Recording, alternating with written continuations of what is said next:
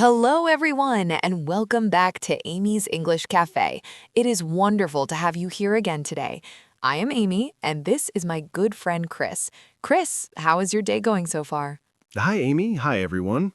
My day is okay, I guess. But honestly, the weather is not helping me at all today. Oh, really? What is wrong with it? Is it bad outside? Yes, it is very cold, gray, and a bit rainy. It's one of those days where you just want to stay in your bed and sleep all day long. Ah, yes, I know that feeling very well. That kind of weather can really change your mood. Exactly. When the weather is nice, I feel happy and I want to do things. But today, I feel very slow. That is actually a great topic for our lesson today. Today, we are going to learn how to talk about the weather in English. Perfect, because I complain about the weather all the time. And that is very natural. Talking about the weather is one of the most common conversations in English. People talk about it every single day. I'm ready. Let's learn some new words. Okay, let's dive into it. And today, Chris, we are going to introduce a new rule for our cafe. Since we want to really grow our vocabulary and challenge our learners, anytime one of us uses a tricky or advanced word, we're going to ring a little imaginary bell and react to it. Ooh, a vocabulary bell. I love that idea. Right? So if I say a difficult word, I want you to stop me and we'll break it down and explain it for our learners. Sounds like a fantastic plan. Let's start simple, though. How would you describe today's weather again using basic words? I would say it's cloudy and chilly. Great. Cloudy means the sky is full of clouds, so you can't see the sun. And chilly means a little cold, right? Yes, exactly. Not cold enough for a heavy winter coat, but definitely not warm. You might need a light sweater or a jacket. Okay, let's talk about the rain. We get a lot of rain where we live. We certainly do. What is the most basic way to tell someone about the rain? It's raining. Good, but what if it's just a very small amount of rain? Tiny little drops falling from the sky. Ah, I know this one. You can say it's drizzling. Drizzling, that is a great word. Drizzling. I like that word. It sounds very soft, just like the gentle rain it describes. Exactly. But what if the rain is very, very heavy? I usually just say it's pouring. That is a perfect everyday expression. But let me give you a more advanced one. Sometimes the news will say we are expecting torrential rain. Whoa, hold on. Ding, vocabulary bell. Torrential? That's definitely a difficult word. Let's stop and react to that one. I knew that would ring the bell. Let's focus on that word, torrential. Torrential. That sounds so dramatic and serious. What does it actually mean? It comes from the word torrent, which means a strong, fast-moving stream of water. So torrential rain is rain that is falling extremely hard and fast. It's the kind of rain that makes it hard to see when you are driving your car. Wow, okay. So I could say we had to cancel the outdoor picnic because of the torrential rain. Perfect example. You used it flawlessly. Now, another big word you might hear on the weather forecast is precipitation. Ding, another one. Stop right there. Precipitation? That sounds like a word from a science class, not a casual conversation. It is a bit scientific. Let me explain it clearly for you. Precipitation. In weather terms, it simply means any liquid or frozen water that forms in the atmosphere and falls back down to the earth.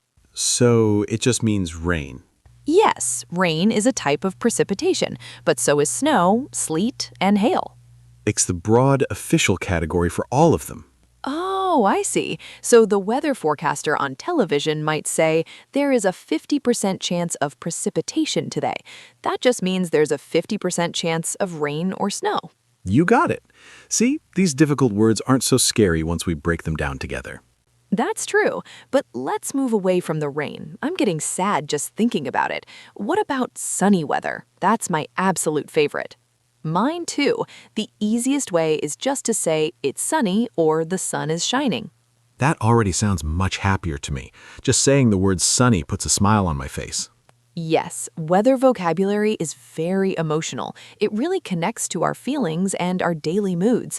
How does sunny weather make you feel, Chris? I feel much more active.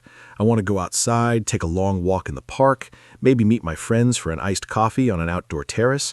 I feel energized.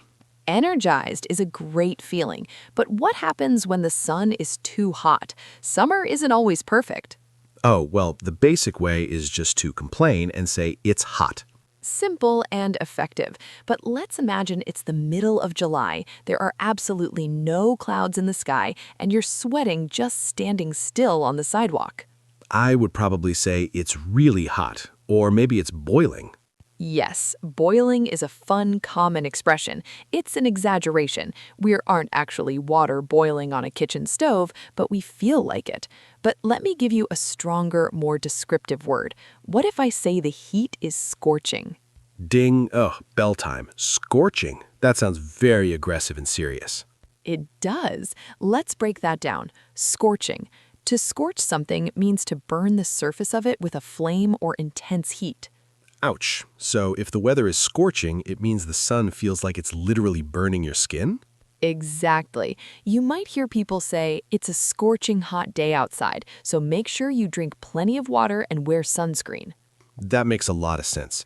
Are there any other difficult words for hot weather? I feel like I need more words to complain about the heat. Oh, definitely. Have you ever been in hot weather where the air feels very wet and heavy, like it's difficult to breathe normally? Yes, especially when I travel to tropical countries, or even near the ocean in the middle of summer. I usually call it humid. Humid is a great standard word, but an even more descriptive word for that specific feeling is sweltering. Ding, sweltering. Wow, Amy, you are full of big words today. Spot on, you heard it perfectly. Sweltering means uncomfortably hot, to the point where you feel faint or exhausted. If you're in a small room with no air conditioning in the middle of August, it's sweltering. I couldn't sleep last night because my bedroom was sweltering. How's that for a sentence? That's a perfectly natural and very common sentence. And here's one more word for that wet, heavy heat: muggy. Muggy. That's a strange sounding one. I won't ring the bell, but what does it mean? Muggy is when it's warm and extremely humid. The air feels thick, damp, and sticky. You step outside of your house and immediately... Now let's completely switch gears. We talked about the heat. Let's talk about the cold. My favorite subject to complain about. The basic word is just cold. Like, it is cold outside. And if it is very cold? It's freezing. I use freezing all the time in winter. Me too. Even when the temperature isn't actually below zero, I still say I am freezing. Right. It's just a way to express that you are very uncomfortable. What are some advanced words for the cold? Well, imagine a wind blowing on a winter day that feels like it is cutting right through your clothes. We call that a biting wind. Bingo. Biting.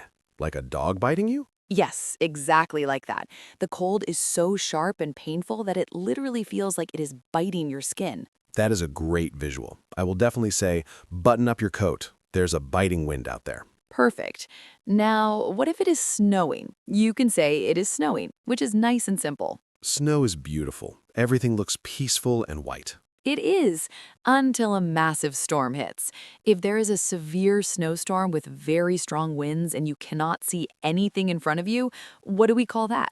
Oh, I know this one, but I'm going to ring the bell anyway because it's a great vocabulary word. Bingo. It's a blizzard. Yes, a blizzard is a dangerous, heavy winter storm. I remember being caught in a blizzard a few years ago. I was driving home from work, and suddenly the snow was blowing so fast, the sky turned completely white. It's a phenomenon called a whiteout. I couldn't see the road at all. That sounds terrifying. A whiteout during a blizzard is incredibly dangerous. I'm glad you made it home safely. Me too. What about when it's not quite snow, but it's not quite rain either? It's like freezing, wet, icy rain. Ah, that unpleasant mixture is called sleet. Sleet is the worst. It hits your face and it hurts. And then when it lands on the ground and starts melting with the dirt, it turns into a messy, wet substance. And we have a word for that messy substance on the ground. It's called slush. Slush. Yes, walking through slush ruins my shoes every single winter. We are learning so many great, highly descriptive words today. Biting, blizzard, sleet, and slush. These really paint a picture of how difficult winter can be. Let's talk about the wind.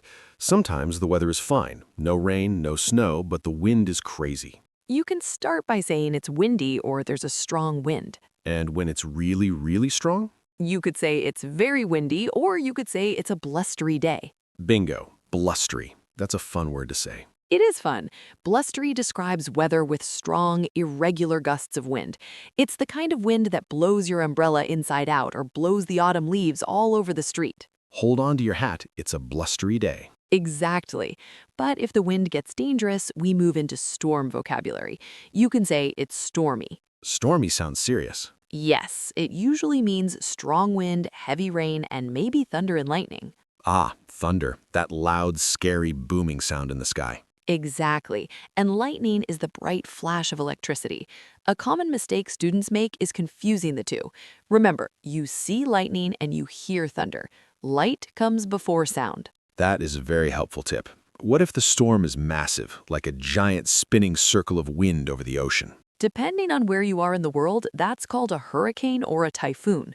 Bingo. Let's break those down. Hurricane and typhoon. They're actually the exact same type of weather event, a severe tropical cyclone, but we call it a hurricane if it happens in the North Atlantic Ocean, and we call it a typhoon if it happens in the Northwest Pacific Ocean. Oh, wow. I honestly never knew the difference. I thought they were completely different types of storms. Nope, just different names for the same powerful storm depending on geography. Weather vocabulary is actually incredibly interesting. It is, and it's very useful for daily conversations.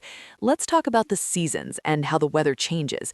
What's your favorite season, Chris? Summer, definitely. No hesitation. Why is that? Because it's warm, usually sunny, and the days are much longer. You have more daylight to enjoy the evening. What about winter? Too cold for me. But I do like the snow, as long as I can look at it from inside my warm house with a cup of hot tea. Spring is also wonderful.